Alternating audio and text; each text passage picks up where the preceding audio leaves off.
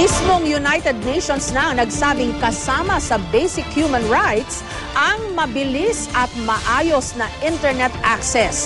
Pero sa Pilipinas, marami pa ring mga lugar ang walang maayos na internet connection.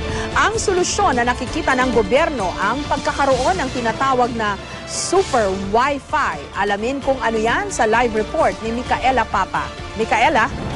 Jessica, Super Wi-Fi nga ang sagot ng pamahalaan sa kawalan ng internet access sa kanayunan at mas makakatipid daw sila dahil ang gagamitin nila ang mga bakante at hindi napapakinabangan na TV channels.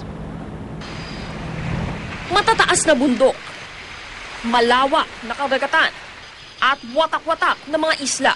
Ilan lang daw yan sa mga dahilan kung bakit hindi na ipapaabot ang pinakabagong kaalaman at teknolohiya sa mga lubos na nangangailangan nito. Kaya ang nakikitang sagot ng Department of Science and Technology, idaan ang lahat sa internet gamit ang Super Wi-Fi technology. Mas malayo raw kasi ang naaabot nito kaysa sa tradisyonal na mobile internet signal dahil isasakay ito sa frequency na ginagamit sa telebisyon. E-health, e-learning, bringing all these things, government services. TV white space, it promises to be a lot less costly than other solutions. Opens the possibility of bringing these things to the rural areas. Ang electromagnetic spectrum ang range ng radio frequencies na pwedeng gamitin para makapagbato sa ere ng datos at mga mensahe. Ang mga frequencing 500 kHz hanggang 108 MHz nakalaan sa radyo. Ang 54 hanggang 700 MHz naman sa telebisyon. Ang cellphone at mobile internet naman isinasakay sa mas mataas na 900 at 1800 MHz. Ayon sa DOST, nasa kalahati lang ng television frequency sa Metro Manila at 20% lang ng frequency sa labas ng Metro Manila ang ginagamit at mapapanooran ng palabas. Ang karamihan walang pakinabang o yung tinatawag nilang white space.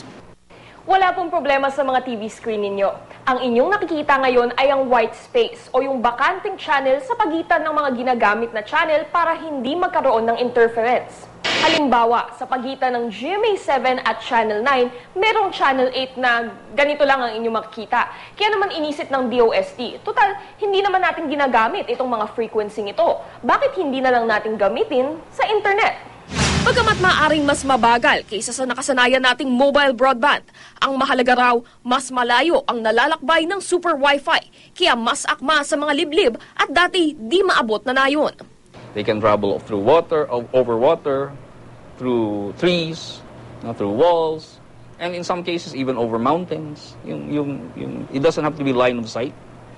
Magsisimula ang pilot project sa Bohol sa Hunyo, kung saan gagamitin ang Super Wi-Fi sa mga e-learning initiative ng mga paaralan at sa mga fisheries project ng pamahalaan. Jessica, paglilinaw ng DOST, matagal pa bago magagamit ng general public ang Super Wi-Fi dahil kailangan pa ng special equipment para masagap itong mga frequency ito. Pero ayon naman sa kanila ay bukas naman sila sa pakikipag-ugnayan sa mga private organizations para sa kanilang mga pilot project. Jessica? Okay, pero Mika, dapat ba tayong ma-excite dito gayong mas mabagal pala itong Super Wi-Fi na ito?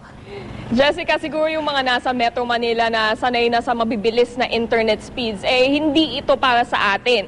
Katunayan, ito talaga para dun sa mga far-flung regions na dati wala talagang internet access at all. Yun nga ang goal daw ng DOST, hindi naman mapabigay sa public itong Super Wi-Fi, pero ma-access yung mga lugar na nangangailangan talaga nung kaalaman, nangangailangan nung teknolohiya at hindi nga maabot dahil sa mga constraints tulad nung ito yung terrain, yung travel na kailangan pang gawin. So this is more for them. Sabi nga ng DOST, this won't compete with the commercial broadband dahil kung may pera ka naman to afford the high internet speeds, ito yung magko-commercial broadband ka na, Jessica. Okay, ang gagamitin dito, tama ba yung mga frequencies sa TV na hindi nagagamit? Tama yan, Jessica. Okay, so it's not as if yung broadband na ginagamit ng mga telcos ngayon, pwede pang i-expand to accommodate this Super Wi-Fi? Jessica, yun nga, paglilinaw ng DOST, magkahiwalay talaga sila na frequency dun sa frequency na ginagamit ng mga telcos. In the future daw, posibleng i-open nila itong super Wi-Fi frequencies to commercial telco operations nga. So, pwedeng gamitin din ng mga commercial broadband operators itong super Wi-Fi. Pero napakalayo pa daw nitong prospect na ito. Sa ngayon, ay nasa testing stages pa lang sila kung saan gagamitin lamang nila itong super Wi-Fi sa mga government services, Jessica. Okay, maraming salamat, Micaela Papa.